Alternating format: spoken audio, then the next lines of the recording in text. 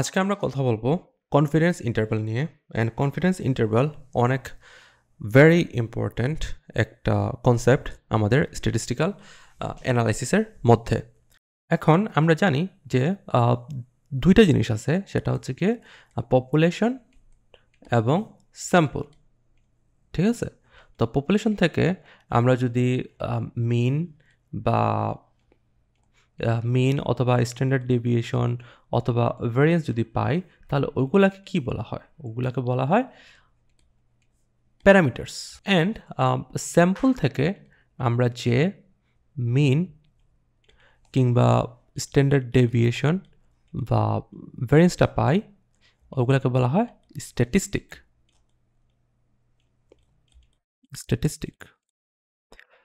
এখন কাহিনীটা হচ্ছে যে আমরা আসলে আমাদের রিসোর্সের অভাবে কখনোই অথবা মোস্ট অফ দ্য কেসেসে আমরা ফুল পপুলেশন নিয়ে আমরা কাজ করতে পারি না। ফুল পপুলেশনের আমরা মিন কিংবা স্ট্যান্ডার্ড ডেভিয়েশন অথবা ভ্যারিয়েন্স আমরা আসলে জানতে পারি না। তো এই ক্ষেত্রে কী করা লাগে? এক্ষেত্রে আমরা পপুলেশন থেকে আমরা স্যাম্পল নিই অ্যান্ড ওই স্যাম্পলের মিন অথবা স্ট্যান্ডার্ড ডেভিয়েশন অথবা ভ্যারিয়েন্স ক্যালকুলেট করি।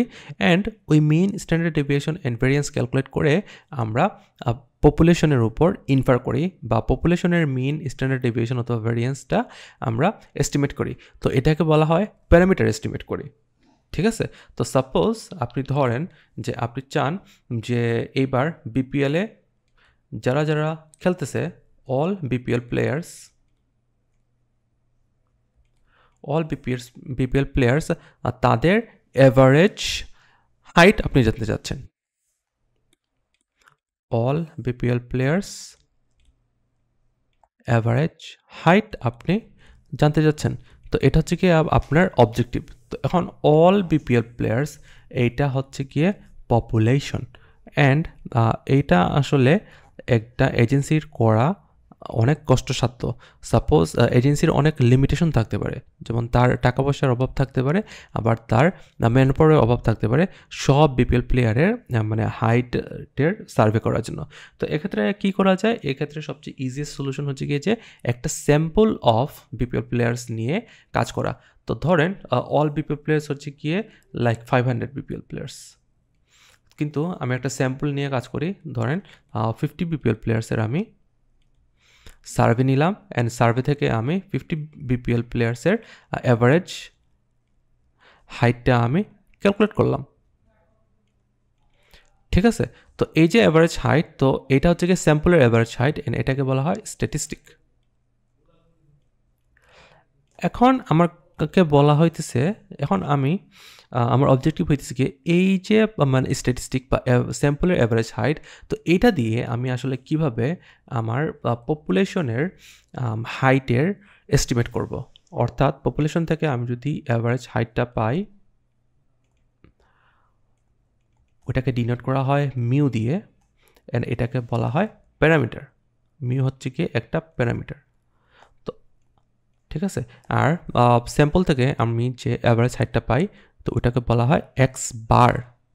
ঠিক আছে, ওটাকে বলা হয় এক্স বার। একটু সুন্দর করে লিখি, এক্স বার। এখন আমার কাজ হচ্ছে গিয়ে যে আমি এই স্ট্যাটিস্টিক দিয়ে আমি কীভাবে এই প্যারামিটারটা এস্টিমেট করব।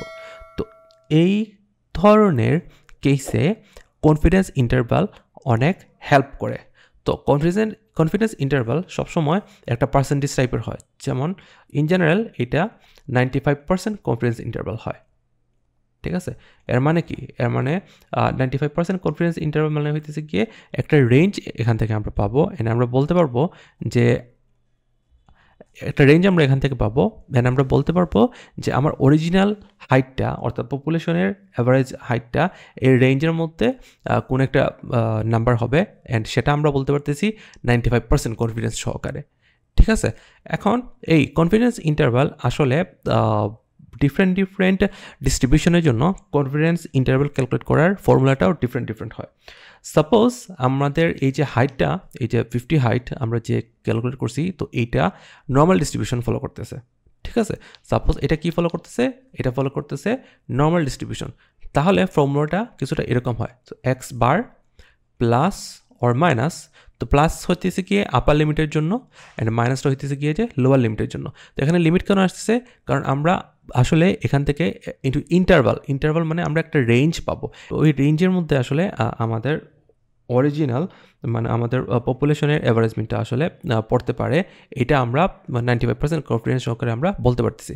কিন্তু ওই রেঞ্জটা তো আমার ক্যালকুলেট করতে হবে, ওই রেঞ্জটা তো আমার পাইতে হবে। তো এখন আমি বলতেছি যে আমি যে অ্যাভারেজ হাইটটা ক্যালকুলেট করছি স্যাম্পল থেকে, ওইটা নর্মাল ডিস্ট্রিবিউশন ফলো করতেছে। তাহলে 95% কনফিডেন্স ইন্টারভালের ফর্মুলাটা হবে এইরকম যে এক্স বার অর্থাৎ স্যাম্পল মিন এরপর জেড ইন্টু এস বার অর্থাৎ স্যাম্পল মিনের স্ট্যান্ডার্ড এস অর্থাৎ স্যাম্পল মিনের standard deviation divided by √n। তো n কি, n হইতেছে কি এখানে 50, যেহেতু আমার 50 স্যাম্পল, ঠিক আছে। অ্যান্ড এস কি, তো এস ধরেন অ্যাভারেজ এই যে 50 স্যাম্পল থেকে আমরা খুব ইজিলি আসলে স্ট্যান্ডার্ড ডেভিয়েশন ক্যালকুলেট করে ফেলতে পারি, স্ট্যান্ডার্ড ডেভিয়েশন। তো এটা হইতেছে কি এস। তো এখন এই জেডটা আমরা কই থেকে পাবো, তো জেড স্কোর।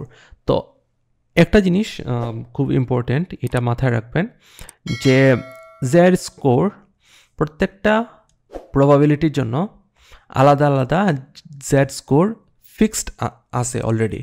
তো আচ্ছা, তো এখানে কথা হচ্ছে কি যে এই জেড স্কোরটা আমরা কই থেকে পাবো। তো প্রত্যেকটা আসলে কনফিডেন্স ইন্টারভাল প্রত্যেকটা পার্সেন্টেজের জন্য আসলে জেড স্কোর কিছু ফিক্সড আছে। যেমন এখানে 95%-এর কেসে জেড স্কোরটা হচ্ছে গিয়ে 1.96। তো আমরা সবসময় 1.96 দিয়ে মাল্টিপ্লাই করব। সিমিলারলি 90% কেসে মোস্ট প্রবাবলি জেড স্কোরটা হচ্ছে গিয়ে 1.64। সো এইরকম আসলে প্রত্যেকটা পার্সেন্টেজের কনফিডেন্স ইন্টারভ্যালের জন্য জেড স্কোরটা ফিক্স আছে। তো এইভাবে আসলে আমরা এখান থেকে একটা একটা রেঞ্জ অফ ভ্যালু পাবো। যেমন ব্যাপারটা এরকম হতে পারে যে আচ্ছা মাইনাস হবে না যেহেতু হাইট। তো সাপোজ হাইট আমরা পাইলাম 5.7 থেকে 5.7 ফুট থেকে 6.3 ফুট। তো এরকম আমরা একটা রেঞ্জ অফ ভ্যালু পাইতে পারি। তো এর মানে হইতেছে গিয়ে যে আমার পপুলেশনের মিনটা 5.7 থেকে 6.3 ফুটের মধ্যে হইতে পারে। অ্যান্ড এটা আমি বলতে পারতেছি 95% কনফিডেন্স সহকারে। তো এই হইতেছে গিয়ে কনফিডেন্স ইন্টারভ্যালের ওভারঅল একটা হিসাব। অ্যান্ড এটা জেডের জন্য আমি দেখাইছি। তো সিমিলারলি টি স্ট্যাটিস্টিকের জন্য এরকম ব্যাপারটা হইতে পারে +-t তারপর এস ডিভাইডেড বাই √n। তো এখানে আমরা টি এর ভ্যালুটা বসাবো। অ্যান্ড প্রত্যেকটা এরকম 95%, 90%, তারপর 99% এরকম প্রত্যেকটা পার্সেন্টেজের জন্য ফিক্সড টি স্কোর আসলে আছে। তো আপনাদের অ্যাসাইনমেন্ট হতেছে গিয়ে যে এই ফিক্সড টি স্কোরগুলা গুগল থেকে সার্চ করে খুঁজে বের করা অ্যান্ড এইভাবে মানে সাজিয়ে ব্যাপারটাকে বুঝা। So thank you very much আমার সাথে থাকার জন্য।